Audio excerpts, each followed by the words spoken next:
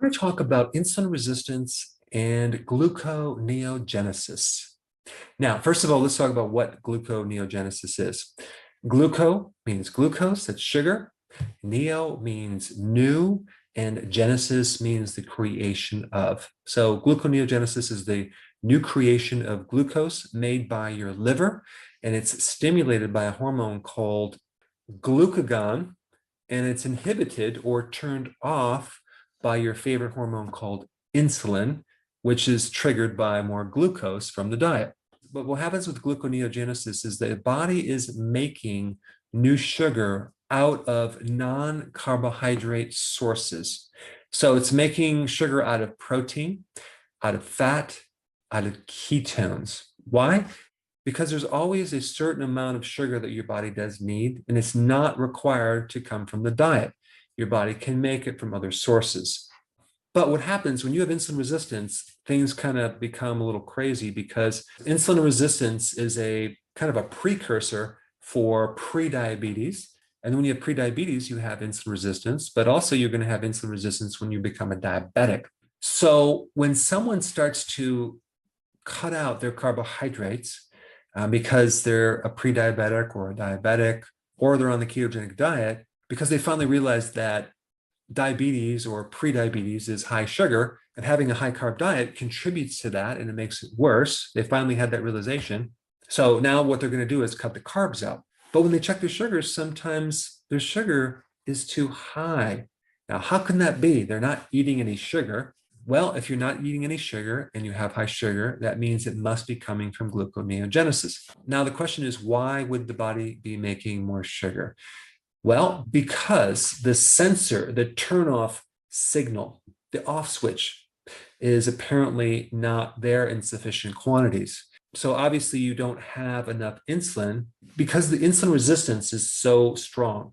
You have so much resistance that insulin is not able to get through. And so your body is sensing a low insulin situation. So then it's just going to make more sugar. So if the blood sugars are that high, then that's the reason why. Oh, I made a rhyme. Just give it more time, keep doing keto, keep doing fasting, and eventually the insulin resistance will improve to the point where your liver won't keep making sugar anymore. So we really have two situations. We have insulin resistance over here, and then we have the pancreas making insulin over here. The beta cell in the pancreas makes insulin. And so the pancreas cell will make more insulin if you're eating more sugar. Why? Because it's trying to compensate for that. And as you're making more insulin, the insulin resistance will become more resistive simply because you have too much insulin because your carbs are too high. So there's really two situations going on. So here's what happens, okay? So you have this insulin resistance, and then eventually you become a pre-diabetic. Now that's where the blood sugars are starting to creep up to a certain amount. Not astronomical, but just a certain amount. So obviously there's not enough insulin to push it down because of the insulin resistance. So this goes on for a period of time as a pre-diabetic, and then eventually you become a diabetic where the blood sugars start going really out of control. And that is a major deficiency of insulin, both because we have the insulin resistance and because the pancreas cell now can no longer compensate and make this excessive amount of insulin to keep your blood sugars in check. So we have a situation where we have insulin resistance and a complete exhausted pancreas. And if the person keeps doing more and more carbs, then the doctors will eventually give you insulin on top of that. So, I mean, the whole thing could be prevented and treated just by getting off these darn carbs, but that never happens. We use these medications to manipulate these values, unfortunately. The whole point of this video is to tell you that we also have another situation involved in diabetes, and that is this gluconeogenesis, this liver making sugar, okay? So this goes beyond the carbs in the diet. So when you're diabetic, a major contributing factor to your blood sugars is gluconeogenesis. The liver is making new sugar. So the solution or the answer to this is, number one, get on healthy keto, cut the carbs down, make sure you provide all the nutrients and the phytonutrients to counter all the complications that occur, and then give it time. because it's going to take time to reverse this. It may take months to even a couple years. So don't give up if you run into a barrier. Find the solution and stick with it. Hey, before you leave, I just wanted to give you a little quick history on some of the books that I wrote. This was one of the first books. It's called Dr. Berg Body Shapes. It was my attempt at writing about body types. What was very interesting about this book is I actually did all the images myself. Don't ask me why.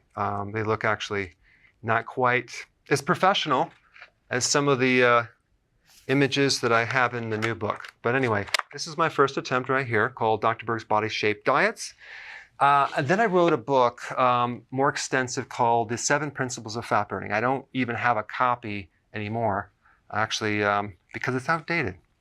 The next book, I put about 1,000 hours into this one right here called The New Body Type Guide. Major updates on the body types. I put a lot of energy into this. It has professional images, graphics, all sorts of things. Now, the problem with this book is it doesn't really describe what this is really about. Body types are only a small portion of what's in this book. And that's why I changed the name to the Healthy Keto Plan, okay? If you happen to have this book, you don't really need this book because there's some only very, very minor updates. But if you don't have this, you need to get this one right here. This book goes into every single detail that you would ever want to know about. It goes into the 7 principles of fat burning. It goes into hormones, the body types, the basic keto plan. It goes into intermittent fasting. I talk about the 10 fat burning triggers and blockers and fat burning strategies with a lot of details in every single chapter. I go into body issues that interfere with losing weight. There's very few people that just have a weight problem. They have a lot of body issues, whether it's sleeping problems, stress problems, inflammation, menopause. I cover that extensively in this book. Then I talk about how to get rid of stress, and I show you a technique. Then I get into exercising. And then I have a lot of really good recipes in this book as well. So this is a good reference guide. On my website, if you get this book, you get this one free. It's called Healthy Keto and Intermittent Fasting. This is the shortcut, quick guide to this book. And the reason I created this book is to have you, within 45 minutes, learn how to do keto, okay, in intermittent fasting, exactly what you need to do. Then you can fill in the blanks with this book right here. So right now I'm doing a special. If you get this book, you get this one totally free, or you can go to Amazon and get these individually. So I just want to clarify the difference between this book and this updated one right here. If you don't have this, you need to get this right here.